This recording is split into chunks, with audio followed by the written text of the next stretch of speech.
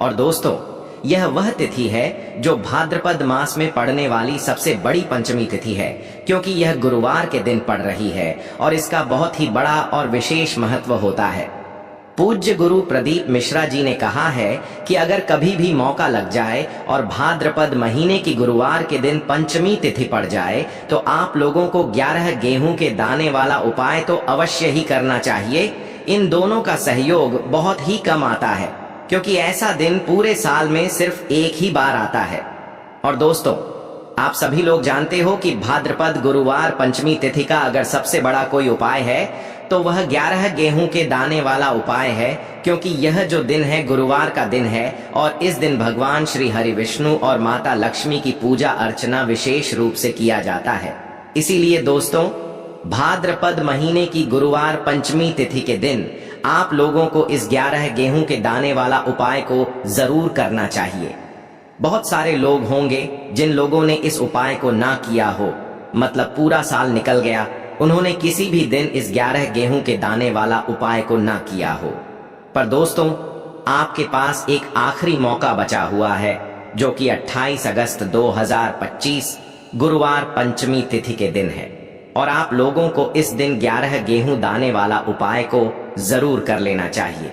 भले ही आपने पूरे महीने भर इस उपाय को ना किया हो, पर अगर आपने इस गुरुवार पंचमी तिथि के दिन अगर इस वाले उपाय को कर लिया तो आपको इस उपाय को करने का वह फल मिलेगा जिसकी आपने कभी कल्पना भी नहीं करी होगी। इसीलिए आप लोग इस वाले उपाय को एक बार जरूर कर लेना है, ताकि आप लोगों के हाथों से यह मौका ना जा सके और आपको इस उपाय को करने का फल मिल सके। क्योंकि दोस्तों, ये जो उपाय है पंडित जी ने अपनी अभी की ही शिव महापुराण की कथा में बताया है। जिस उपाय को आज हम आपको बहुत अच्छे से समझाने वाले हैं, इस वीडियो को देखने के बाद इस उपाय को समझने के लिए आपको कोई और वीडियो को देखने की जरूरत नहीं पड़ेगी। तो चलिए दोस्तों, उपाय को शुरू करते हैं। देखिए, इस भाद्रपद महीने की गुरुवार पंचमी तिथि का दिन यह इतना खास होता है, इतना महत्वपूर्ण होता है।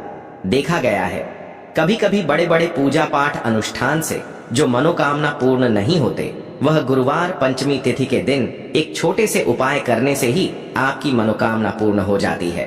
और बहुत सारे लोगों ने इस उपाय को किया भी है और उनको इस उपाय को करने का फल भी जरूर मिला है। अगर आप लोग भी इस उपाय को करना चाहते हैं तो आप इस उपाय को पहले अच्छे से समझ लेना, सुन लेना, उसके बाद करना। आपको इस उपाय का फल जरूर मिलेगा और इस उपाय को कर लेने से आपके घर में चाहे किसी भी प्रकार की दुख और समस्या जो सालों से क्यों ना चल रही हो, आपको उसका कारण भी नहीं पता है कि भाई यह समस्या किस कारण से चल रही है। उसका कुछ भी कारण हो सकता है, जैसे पितृदोष हो सकता है या किसी भी तरह का मंगल दोष हो सकता है, और भी बहुत तरह के दोष होते हैं, कुछ भी हो सकता। तो इस दिन आप लोगों को यह वाला उपाय जरूर कर लेना है। यह एक ऐसा उपाय है जिस उपाय को अगर किसी विशेष दिन पर किया जाए तो भाई उस विशेष दिन का जो है वह तो हमें मिलता ही मिलता है, पर हमने उसे गुरुवार पंचमी तिथि के दिन इस उपाय को किया है तो हमें उससे भी बड़ा फल मिलता है, और फल बहुत जल्दी मिलता है, क्योंकि आप इस उपाय को बहुत ही बड़े और विशेष दिन पर कर रहे हो।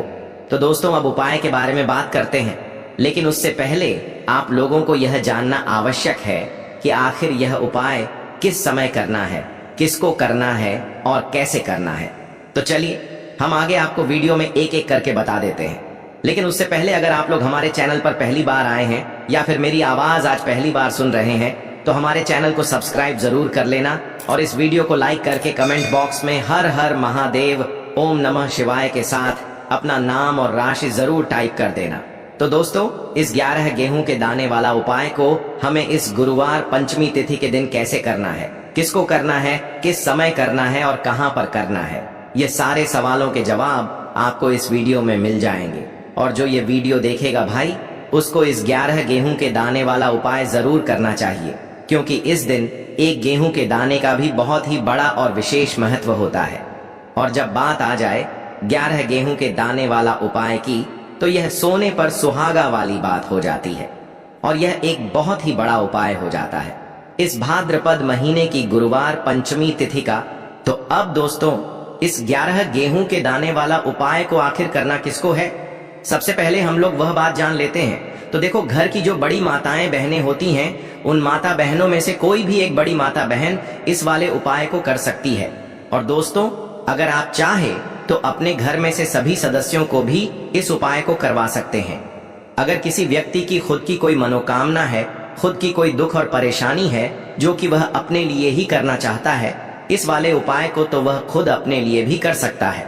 तो अब दोस्तों, जो अगला प्रश्न निकल कर आता है वह ये आता है इस उपाय को लेकर कि आखिर इस उपाय को हमें किस समय करना है, सुबह के समय करना है कि शाम के समय करना है। तो देखो, इस वाले उपाय को आप लोग सुबह के समय भी कर सकते हो और शाम के समय प्रदोष काल में भी कर सकते हो। तो दोस्तों, इस गुरुवार चतुर्दशी व्रत के दिन महादेव जी को जब कोई प्रसन्न कर लेता है और जब महादेव जी किसी से प्रसन्न हो जाते हैं तो फिर उसके जीवन में इतना धन, इतना सुख दे देते हैं, इतनी समृद्धि देते हैं कि वह संभाल नहीं पाता है।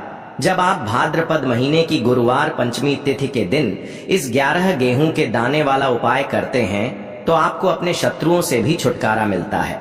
तो चलिए बात कर लेते हैं सबसे पहले उपाय की, जो कि आपको गुरुवार पंचमी तिथि के दिन इस 11 गेहूं के दाने से करना है।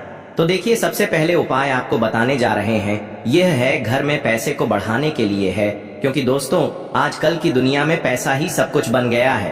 अगर आपके पास पैसा है तो आपके पीछे हजारों लोग रहेंगे, आपको गांव समाज में मान सम्मान दिया जाएगा। और आपके पास पैसा नहीं है, आपके पास धन नहीं है, आप निर्धन हैं, तो गांव समाज के लोग तो छोड़िए, आपके अपने भी भूल जाएंगे, क्योंकि वह समझ लेता है यह गरीब आदमी है, करेगा क्या ही है कि नहीं। इसीलिए दोस्तों, इस भाद्रपद महीने की गुरुवार पंचमी तिथि के दिन यह उपाय आपको जरूर करना है। तो देखिए, सबसे पहले आपको बता दें कि जब भी आप इस उपाय को करेंगे, सबसे पहले ऐसा समझ लीजिए कि तुरंत वह अपना असर दिखाते हैं। तो करना क्या है, आपको यहाँ पर 11 गेहूं के दाने लेने हैं। एक भी दाना टूटा हुआ नहीं होना चाहिए, ये चीज आपको बिल्कुल ध्यान रखनी है। 11 गेहूं के दाने लेंगे और एक लोटा जल, हमेशा की तरह जल आप अपने किचन से ही लेंगे। अब आपको क्या करना है, चलें जाना है भगवान शिव जी के मंदिर। देखिए, अगर शिव जी के मंदिर बहुत दूर हैं आपके घर से, तो आप इस उपाय को अपने घर पर भी कर सकते हैं, इस बात का ध्यान रखना। उसके बाद आप जो एक लोटा जल और 11 गेहूं के दाने लाए हैं, तो यहाँ पर सबसे पहले एक लोटा जल को शिवलिंग पर धीरे धीरे अर्पित करना है। और उसके बाद आप जो 11 गेहूं के दाने लेकर आए हैं, उसे आप एक एक करके 11 बार अशोक सुंदरी वाले स्थान पर अर्पित करते जाना है और श्री शिवाय नमस्तुभ्यम का जाप करते जाना है। उसके बाद महादेव देव जी का स्मरण करना है यहाँ पर, ठीक है ना। जैसे ही आप इस भाद्रपद महीने की गुरुवार पंचमी तिथि के दिन यह उपाय करते हैं, तो आपके घर में इतनी तेजी से पैसा आना शुरू हो जाता है जिस पर आपको भी विश्वास नहीं होता है। यह इतना चमत्कारी उपाय है, जो व्यक्ति करता है वह महाधनी बनकर रहता है। अगर पूरी सच्ची श्रद्धा से उपाय कर लिया तो महाधनी बनने में आपको देर नहीं लगेगी। कितना भी बड़ा दोष आपके घर में हो, शनि की पीड़ा परेशान कर रही हो, आप अपने जीवन में रातों रात चमत्कार देखते हैं। जब इस उपाय को आप करते हैं, तो यह पहला उपाय है इस गुरुवार पंचमी तिथि का, आप इसका चमत्कार खुद देख लेना। खुद आप अपने जीवन में देखेंगे कि वह काम आपका बनेगा जिसके बारे में आज आपने सोच लिया है कि यह काम मेरे बस का नहीं है और यह काम हो नहीं सकता है। तो दोस्तों, अब हम समझते दूसरे उपाय को। यह उपाय भी आपको विशेषकर 28 अगस्त 2025 भाद्रपद महीने की गुरुवार पंचमी तिथि के दिन ही करना है। तो देखिए, यह उपाय आपकी समस्त मनोकामना को परिपूर्ण करने वाला है। बुद्धि ज्ञान और विवेक से जुड़ी यदि आपकी किसी भी प्रकार की मनोकामना हो, या फिर यदि आप अपने व्यापार में वृद्धि के लिए यह उपाय करना चाहते हैं, यदि आप भी चाहते हैं कि आपके घर से सारे जो दुख है, सारे क्लेश हैं, वह सभी समाप्त हो जाए, यदि आप भी चाहते हैं कि जीवन में आपकी किसी भी प्रकार के संकट और तनाव की स्थिति उत्पन्न ना हो, यानी कि जीवन की समस्त समस्याओं को दूर करने के लिए आपको गुरुवार पंचमी तिथि को यह चमत्कारिक उपाय करना है। देखिए, इस उपाय को करने के लिए सबसे पहले तो आपको मात्र 5 गेहूं के दाने लेने हैं। इसी प्रकार से आपको 5 गेहूं के दाने लेने हैं। देखिए, यह जो उपाय है सभी माता को विशेषकर अपने बच्चों के लिए करना है। यानी कि अपने बच्चों की सफलता के लिए सभी माता को यह उपाय करना है। यानी कि यदि आपका जो बच्चा है वह पढ़ाई लिखाई करता है, किसी भी नौकरी के लिए तैयारी कर रहा है या फिर किसी भी व्यापार को करता है, उसमें सफलता प्राप्ति के लिए आपको यह सुंदर सा उपाय करना है। तो इस प्रकार से आपको 5 गेहूं के दाने लेने हैं जो कहीं से भी टूटे हुए खंडित नहीं होने चाहिए। अब देखिए दोस्तों, इसी के साथ में आपको एक तांबे के पात्र के अंदर शुद्ध जल लेना होगा। अब दोस्तों, ये जो सभी सामग्रियां हैं आपको लेकर के पहुंच जाना है भगवान शिव के मंदिर में। देखिए, ये जो उपाय हैं आप सुबह से लेकर के शाम तक किसी भी समय में कर सकते हैं। देखिए दोस्तों, सबसे पहले तो आपके पास जो 5 गेहूं के दाने हैं, इनमें से आपको 4 गेहूं के दाने अलग करने हैं और आपको एक विशेष बात का ध्यान रखना है कि जो यह चारों ही गेहूं के दाने हैं कहीं से भी टूटे हुए खंडित नहीं होने चाहिए, इस बात का ध्यान रखना है। देखिए दोस्तों, सबसे पहले तो आपने जो 4 गेहूं के दाने लिए हैं उन्हें आपको थोड़ा सा गिला करना है, यानी कि इन पर आपको थोड़ा सा शुद्ध जल डालना है और लगातार आपको श्री शिवाय नमस्तुभ्यम मंत्र का स्मरण करना है। इस मंत्र का लगातार जाप करते रहना है। अब दोस्तों, आपको यह जो 4 गेहूं के दाने हैं, इन्हें शिवलिंग पर सीधी तरफ जहां गणेश जी का स्थान होता है, वहां पर आपको चारों ही गेहूं के दाने एक साथ समर्पित कर देने हैं। देखिए, जब भी आप यह गेहूं के दाने अर्पित करेंगे तब आपको यही प्रार्थना करनी है कि मेरा जो यह बच्चा है यह मेरी बात मानने लगे। साथ ही साथ इसका जो भी कार्य प्रारंभ नहीं हो पा रहा है वह प्रारंभ हो, उसमें उसे सफलता मिले। यह मेहनत बहुत ही अधिक करता है लेकिन इसे पर्याप्त मात्रा में सफलता नहीं मिल पा रही है, तो यह जो मेहनत है यह सफल हो। इस प्रकार से प्रार्थना करते हुए जो 4 गेहूं के दाने हैं, इन्हें आपको शिवलिंग पर सीधी तरफ गणेश जी वाले स्थान पर अर्पित करना है। अब देखिए दोस्तों, आपके पास जो जल का पात्र है, इसमें से थोड़ा सा जल तो आपको श्री गणेश जी वाले स्थान पर अर्पित करना है। मात्र आपको थोड़ा सा जल ही अर्पित करना है और इसके बाद जो शेष जल उस पात्र के अंदर बचेगा, उसमें आपको 5वां और अंतिम गेहूं का दाना इस पत्र के अंदर डाल देना है। अब यह जो जल है, इसे आपको धीरे धीरे शिवलिंग पर अर्पित कर देना होगा। श्री शिवाय नमस्तुभ्यम इस मंत्र का लगातार जाप करते रहना। गुरुजी ने बताया है, जब भी आप यह जल अर्पित करें तो बिल्कुल धीरे धीरे अर्पित करें। तो इस प्रकार से आपको यह सुंदर सा उपाय करना है। आपके बच्चों से जुड़ी हुई जो भी कामना होगी वह निश्चित रूप से परिपूर्ण होगी। तो इस प्रकार से यह जो उपाय है सभी माता को अपने बच्चों के लिए करना है। अब दोस्तों, हम जान लेते हैं तीसरे उपाय के बारे में। देखिए, इस उपाय को करने के लिए सबसे पहले तो आपको मात्र 21 हरे मूंग के दाने लेने हैं। हरे मूंग के दोनों को लेते समय ध्यान रखें कि यह कहीं से भी टूटे हुए खंडित नहीं होने चाहिए, इस बात का ध्यान रखें। इसी के साथ में फिर आपको एक तांबे के पात्र के अंदर शुद्ध जल लेना होगा।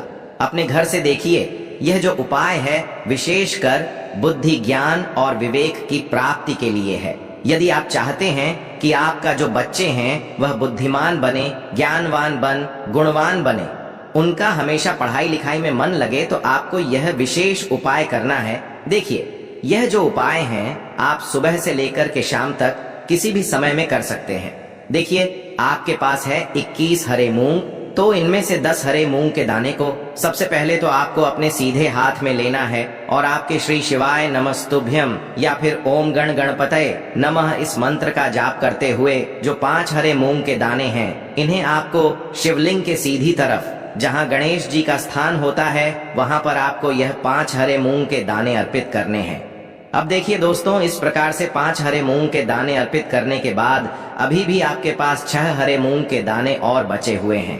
अब देखिए दोस्तों, आपको इनमें से जो 4 हरा मूंग का दाना है उसे शिवलिंग पर जहां माता अशोक सुंदरी का स्थान होता है वहां पर आपको यह हरा मूंग समर्पित करना है। एक हरा मूंग का दाना आपको भगवान शिव के शिवलिंग के सामने जो नंदी महाराज होते हैं उन और उनका जो पर उठा हुआ है वहां पर आपको यह हरा मूंग समर्पित करना है।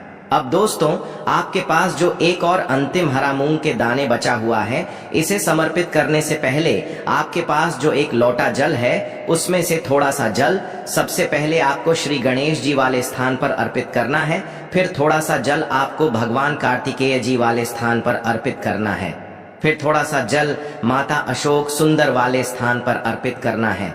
फिर थोड़ा सा जल आपको माँ पार्वती के हस्त कमल यानी कि कटी वाले भाग पर अर्पित करना है। अब अंत में दोस्तों, आपके पास जो एक और अंतिम हरा मूंग बचा हुआ है, इसे आपको उसे जल के पात्र के अंदर डाल देना है। और यह जो हरे मूंग से युक्त जल है, इसे आपको धीरे धीरे भगवान शिव के शिवलिंग पर ही अर्पित कर देना है। श्री शिवाय नमस्तुभ्यम। इस मंत्र का जाप करते हुए जल अर्पित करते समय आपको यही प्रार्थना करनी है कि मेरे जीवन में जो भी समस्याएं चल रही हैं, वह सभी समाप्त हो जाएं। बुद्धि ज्ञान और विवेक की प्रति हमारे घर में हो, और साथ ही साथ हमारे घर में जीवन में जो भी संकट चल रहे हैं, वह आपकी कृपा से दूर हो। इस प्रकार से आपको कामना करनी है और यह सुंदर सा उपाय आपको करना है।